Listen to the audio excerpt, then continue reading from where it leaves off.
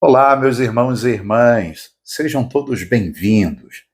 Hoje é dia 23 de março deste ano de 2024, é sábado, e iremos ver no Evangelho de hoje que as autoridades religiosas tramaram a morte de Jesus. E fizeram isso porque estavam com medo que os romanos ocupassem as suas terras. Aqui tem uma mensagem bem sutil. O medo do mal nos torna pessoas más. Passamos à leitura do Santo Evangelho. O Senhor esteja convosco. Ele está no meio de nós. Proclamação do Evangelho de Jesus Cristo, segundo João. Glória a vós, Senhor. Naquele tempo, muitos judeus que tinham ido à casa de Maria e viram o que Jesus fizera, creram nele. Alguns, porém, foram ter com os fariseus e contaram o que Jesus tinha feito. Então os sumos sacerdotes e os fariseus reuniram o conselho e disseram: O que faremos? Este homem realiza muitos sinais. Se deixarmos que ele continue assim, todos vão acreditar nele. E virão os romanos e destruirão o nosso lugar santo e a nossa nação. Um deles, chamado Caifás, sumo sacerdote em função naquele ano, disse: Vós não entendeis nada.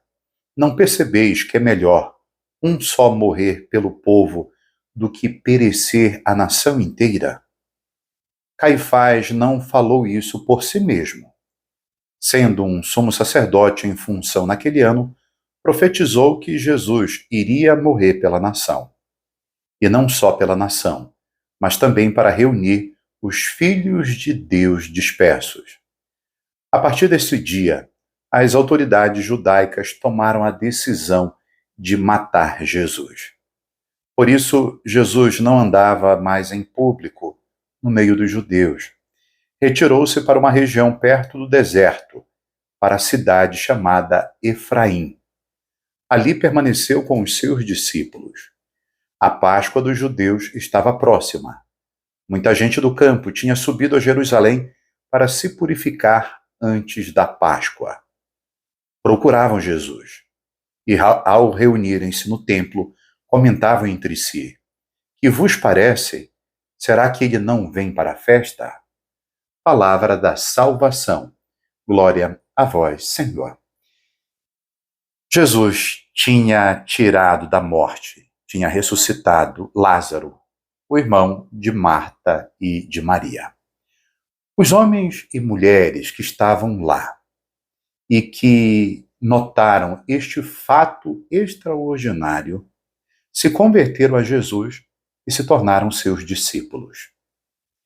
Os fariseus ficaram sabendo deste fato, da ressurreição de Lázaro, feita por Jesus. Então eles se reuniram com os sumos sacerdotes para decidir sobre o fim de Jesus Cristo. Notem aqui uma coisa: quem conhece Jesus não permanece indiferente diante dele. Ou se toma a decisão de abraçar definitivamente o seu projeto, que é um projeto de vida e de libertação, ou opta pelo projeto da morte, da destruição e do pecado. Esta segunda opção foi exatamente a opção feita pelos líderes religiosos do tempo de Jesus. Caifás, um dos sumos sacerdotes que estava naquela reunião, disse a seguinte frase: Vocês não percebem que é melhor que um só homem morra por todo o povo do que a nação inteira perecer? Caifás manifestou uma formulação teológica profundíssima.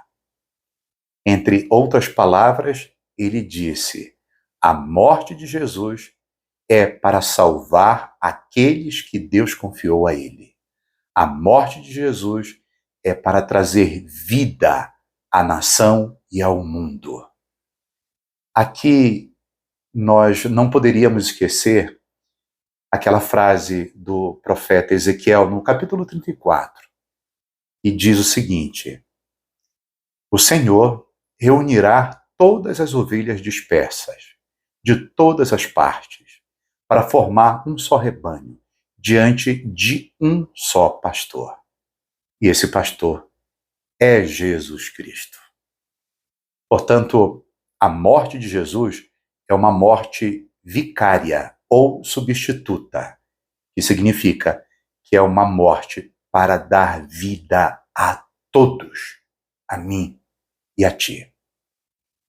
A finalidade salvífica da morte de Jesus Cristo é exatamente essa: nos resgatar do pecado, do mal e da morte. Jesus Cristo, ele unifica aquilo que o pecado dispersou. Jesus Cristo agrega, através do seu sangue e da sua morte, tudo aquilo que o inimigo dispersou. Neste sábado, eu te desejo as bênçãos e as graças de Deus. Continue firme e sereno a tua caminhada. Amanhã é domingo de Ramos, o início da Semana Santa. E te proponho de participar bem das celebrações da tua comunidade, da tua paróquia, para vivermos intensamente, junto com Jesus, este grande mistério. Um forte abraço, fica com Deus. Salve Maria Imaculada.